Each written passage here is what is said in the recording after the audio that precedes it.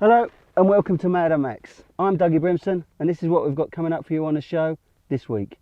Last week, top fuel drag racer Barry Sheevels showed us how it was done on 4 wheels. This week we'll be looking at the guys who do it on 2. We're back at the drag strip with the top fuel drag bike racers. Sarah Donohue finds out whether grass cutters can really cut it out on track when she meets some Lawn Mower racers, and I'm back on the ovals to meet some guys who go banger racing with a difference.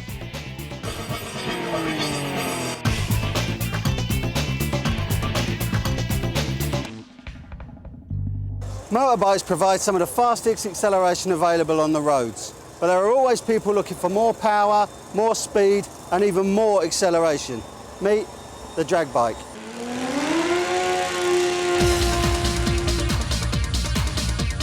Just in case you don't know, drag bikes race down the same quarter-mile strip as the cars. The aim being not only to beat your opponent to the other end of the strip, but since all the runs are timed, to get the best time of the day.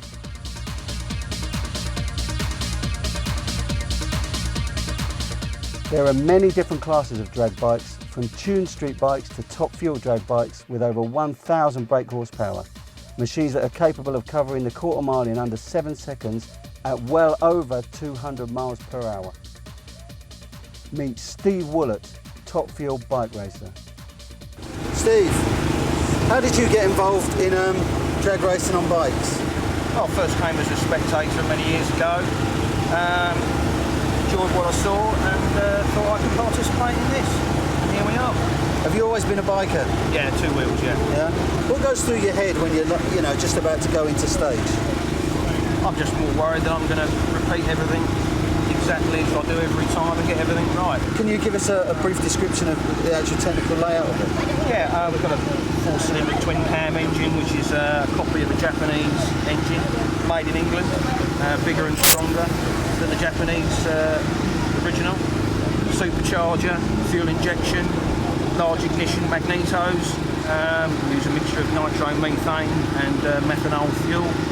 We have a 2-speed automatic transmission, a centrifugal clutch, a car rear tyre and wheel mounted in the back.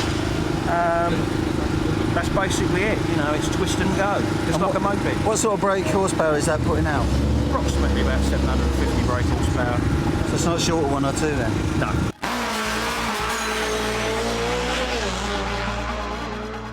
Drag bike racing isn't just about the big names. Lower classes like the 990s and the 1090s allow riders to compete on a smaller budget.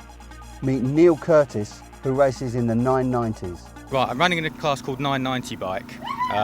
That basically means that we have to get from one end of the strip to the other as close to 9.9 seconds as possible without going quicker than 9.9 seconds. It may sound easy, but when you become competitive and you're talking 100th of a second can make a difference between number 1 and number 2 qualifier, it becomes very, very skillful.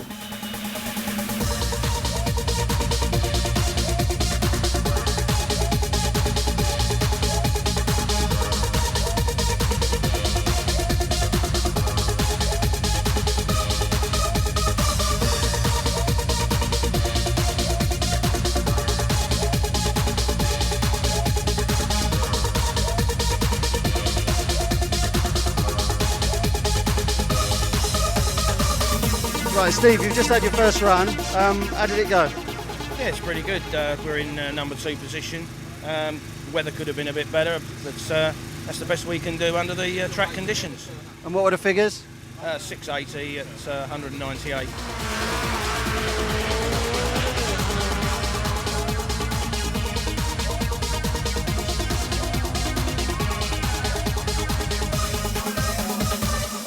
There's something about top fuel bikes that absolutely terrifies me. It's not the fact that they go so fast, it's the fact that they don't seem to have any control. And I'm sure most of the riders will disagree with that, but just watching them is the most amazing thing. But for me, you'd never get me on one of them things. I'll just stick to my bike on the road.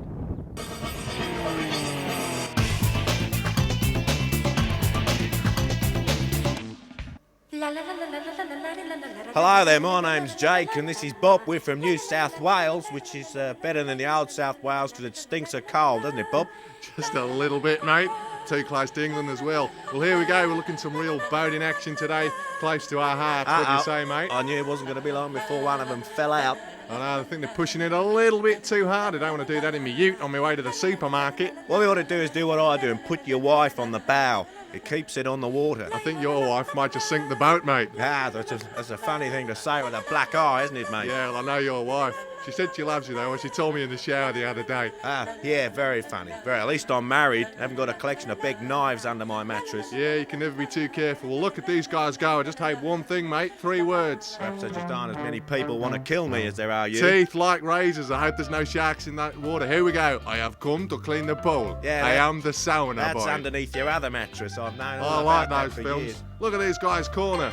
And I think we're going to Car some... park. That's interesting, isn't it? Let's have a shot of the car park. No, the Now- boats don't... Oh. Every time I look at these boats, my nuts tighten. Ha ha. Now then, this guy's got a socket set. Make up a gag about that. Oh, he must have been on the old chili the night before, having to put the gas mask on. I think he's sharing a ute with you, mate. You're stripping the paintwork from that place. What Well- is this guy up to? He's got wobbly bodywork here. Dragster racing, a bit like your wife again. Yeah, very funny, mate. But Miranda, if you're listening to this, I'm only joking, darling. Is he expecting a big gap at the end of the road there, a cliff or something? I think they put the sheets on, mate, so that it stops them a little bit faster, but you could be right. Tell you what, they had to take that to my mate Dougie. He'd sort out their piston rings in no time at all. I bet it's not the only ring that's fluctuating here, mate. That looks fast. Street machines, if you took one of those on the street, the coppers would be after you in no time, wouldn't they, mate? They wouldn't catch you, though. Oh, she's beautiful. I want to marry her. Good point, well made, that one, mate, about the old coppers. Yeah, anyway, they could do a good job, bless them. Here we go. United States of America, the land of dreams and Was that fat St people. Paul's Cathedral, that one? I think it might have been, mate. What are that?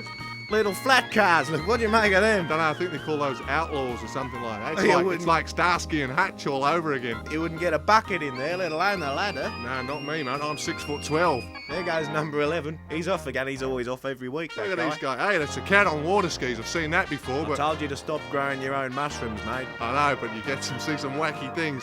Look at these. This is pro celebrity backward water skiing. That's a difficult one. Absolutely, you need to take plenty of strawberries, 2 pints of milk, can of gasoline, and you're away. Set That's- fire to it, you can water ski backwards. That's sherry trifle, mate, I think. That's all right, that's what your wife made for me the last time I was round. That Ho, time when you ho. were working away. Ho, ho. Less So of you the go. porn, less of the knives, more of the women, mate. All That's right. what you need. Absolutely, you're Right, telling we're in me. the sky now. What Well, do you look make at of these these? guys go. They're throwing those things around. That's like the mother-in-law drive, a bit like your wife driving again, Billy. Sorry to keep bringing her up. Right, mate. You and I are going to have to step outside in a minute if you carry on Whoa, about my those wife. guys came a little bit closer. F-18 Hornets, I know I that mean, what 'cause- has my wife ever done to you anyway? Well, I'll tell you later. There's a list as long as your arm, mate. Your wife she has got long arms as well, isn't she? Speaking of arms, mate, I'm going to pull yours off and slap you with the wet ends if you carry on much like this. Sorry, mate. Now we go back to the little blokes There and we little go. bloody Now, whips. viewers might not realise, but from earlier programmes, my old mate's cousin here, he doesn't like the little guys on the little wheels, but I think they're totally skillful. Look at the way they weave down there. Fantastic. Shame they can't go in a straight line, but what can I say? They're Well, from how Bosnia. can you steer with wheels like that, mate? I It's mean, all about the lean, mate. You know what I mean? Like the lean. That's what my granddad used to say. how many E's has that word got in it exactly, mate? 43. 43 E's, 2 M's and a silent Q, is that right? That's it. Captain Lexicographer.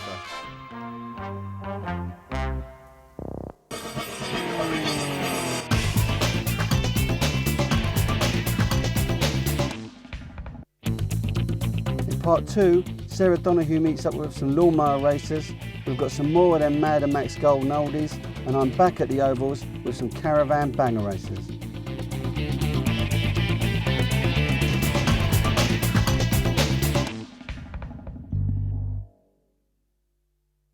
If there's one thing I hate about gardening, it's having to mow the lawn. But you don't have to buy a lawnmower just for that. There's some people out there that are crazy enough to race them. There are 3 classes available to those wanting to get competitive with garden machinery. Class 1, where competitors run behind their mower. Class 2, with the seat behind in tow. And Class 3, for sit-on mowers. It may look like a bit of a joke, but this is a serious low-cost motorsport. There are 2 lawnmower racing organisations in the UK, the British Lawn Mower Racing Association and the North West Lawn Mower Racing Association. Between them, they publish rules, organise events and award points. There is even a 12-hour race with a Le Mans-style start. Now, you can't just walk into your local DIY shop and buy a race-prepared lawnmower. And with me is Phil Brookes to tell us how it's done. Phil, how did you actually get into racing lawnmowers? About 10 years ago, a friend of knowledge on the corner, and he used to race these going back a while ago. So I went marshalling with him once and just picked it up from there, really. So how do you actually turn a regular lawnmower into something that you actually race? We've got to take the blades off. We don't want any accidents. It's got to be a lawnmower chassis, so whatever like the manufacturer builds, you've got to take that. You can't do too much, you've got to keep the original engine. You can strengthen it, because we have to strengthen it, because you can see it's a bit bumpy. Yeah. And that's about it, really. Now, what sort of performance do these give? I mean, you know, how quick are they? What sort of engines are they? Well, this engine's a Kawasaki. It's 8 horsepower. We're only allowed up to 8 horsepower. Can you do a bit of fettling and a bit of tweaking, or rules? Not really. No. We've actually got some rules. There's some technical stuff, so I'll not go on about them. We can change exhaust, you can see. It's nice and loud, which is good. And that's about it. We can take the engine governor off, but we're not allowed to fettle inside like rebores or... You can't do any of that. De-restricting the engine of your mower really increases the performance. The fastest machines can reach speeds of 50 miles an hour. Fine if you're sitting on the machine, but not so good if you've got a run behind it. Anyway, enough of the talking. Let's see some of these mowers in action.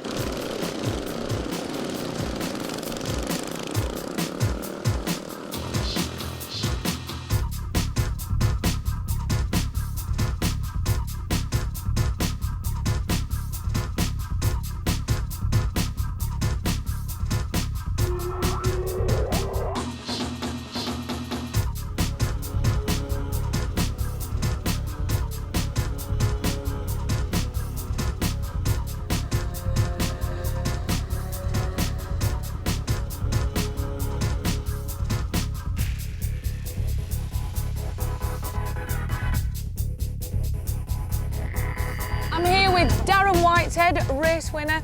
Darren, tell me the highlights of that race. Winning was obviously the highlight. I mean, that's the only reason I race. If I can't win, then I'm not playing. Right, I found number 8 was sort of hot on your heels there. What sort of a driver is he? Because he seems pretty good and pretty confident. Yeah, he's an ex-banger racer, so he knows what he's doing. I mean, he's a bit of a dirty driver every now and then. And it was all right for the first few laps. He was right behind me, giving me a good race, and then he just kind of disappeared, so I don't know what happened to him.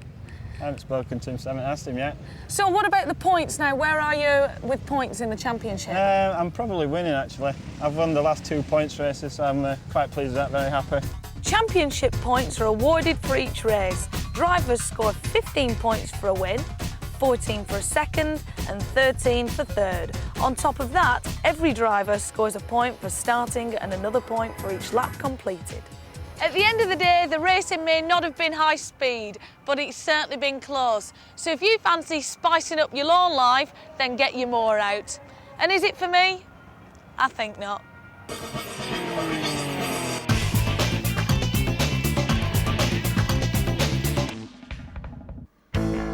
Hello, viewers. It's Mick and Jock here, and we're reviewing the Madder Maxx Golden Oldies, and we've got trucks racing, which I love. Hello. Is this on the telly? I think it might be. I think we might be famous. Excellent. Do I get me on show? Hey, wait till I see this down the pub. Look at these guys go with the trucks. They're driving like madmen. Was that a large tree in the background? I don't know. It might well have been. Stick to the action, though. Sorry, mate. Right, look at these guys. Oh, it's British flag there. I'm not so keen about that one. Look, oh, he's lost control. He's driving out of his pants. There's a lot of ryegrass in that lawn. Aye, I think there might well be, but truck racing, you know, it's not like car racing because they're a lot bigger. Do you need bigger roads? Aye, bigger roads, bigger wheels, bigger tyres, you name it. It's got to be bigger. There's more smoke though, look. Aye, he's locked it up. Let's have a look. Oh, he's hit the wall. Oh, no. He didn't want to do that. What's he doing?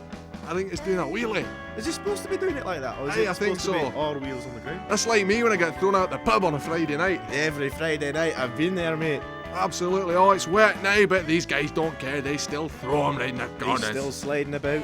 I remember it all those years ago in a truck like that one, and I did exactly the same thing. Yeah, we're doing Now then, tractor racing, what do you make of that? There's big wheels at the back, wee small ones at the front there. I don't know, but I think they pull a weight or something like that, and it digs in the ground, and it's totally pointless, but the Americans love it. Should he not have a wee sign saying on tow?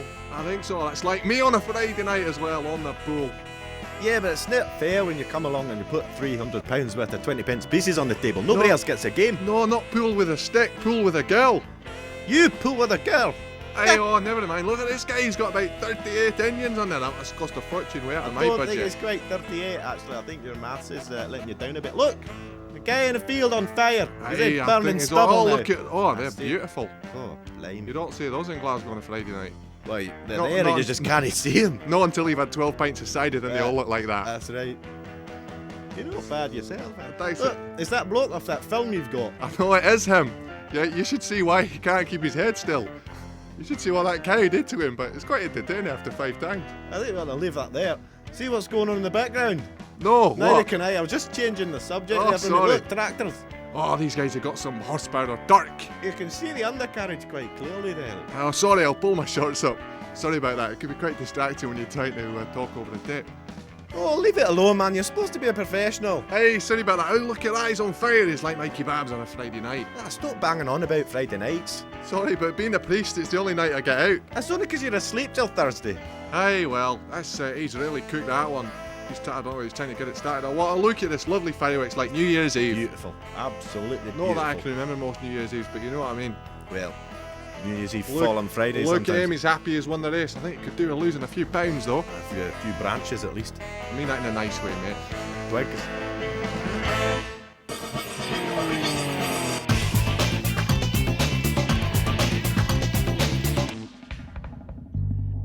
It's every motorist's worst nightmare. You're driving on your way to your holidays and you come up behind one of these things. So what do?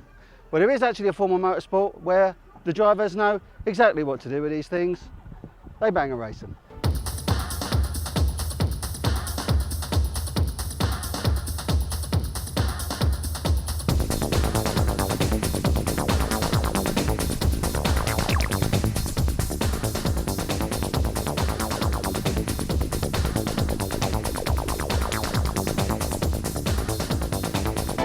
Let's just find out why these guys do it. Meet caravan banger racer Dave Burrows. Dave, banger racing caravans, why? It's a bit of fun, a bit of entertainment, just madness, total madness.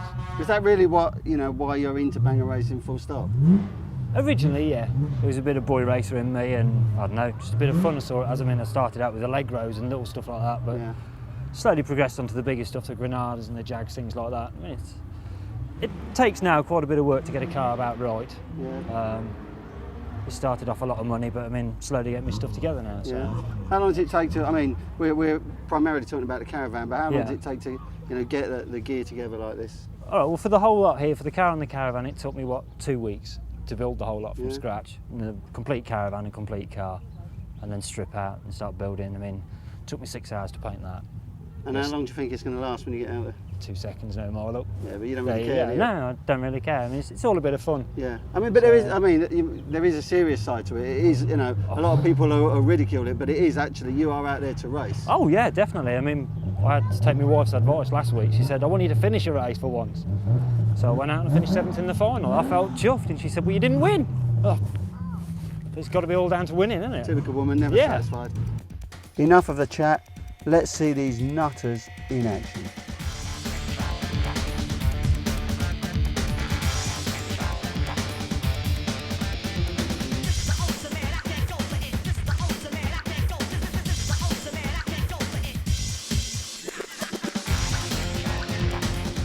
After the carnage has been cleaned up, the survivors line up to fight to the end in the demolition derby.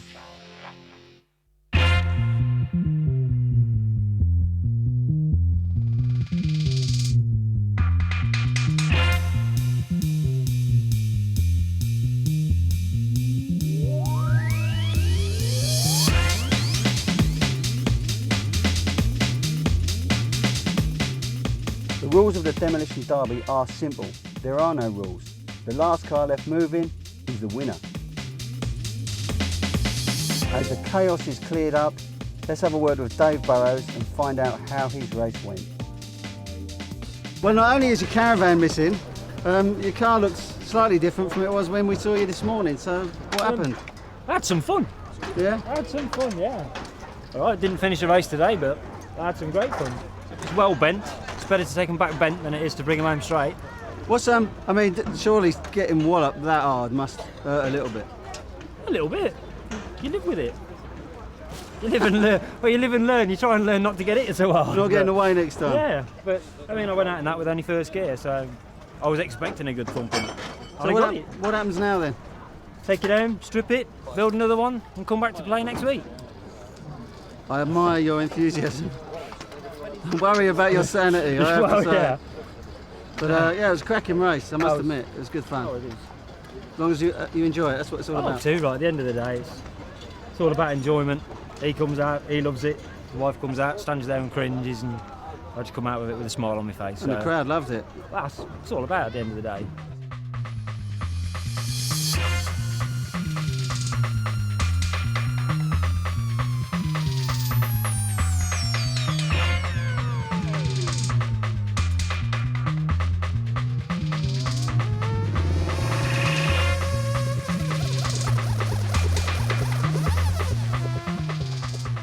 So the next time you're driving along the A14 stuck behind a caravan, think back to this. Justice is just around the corner.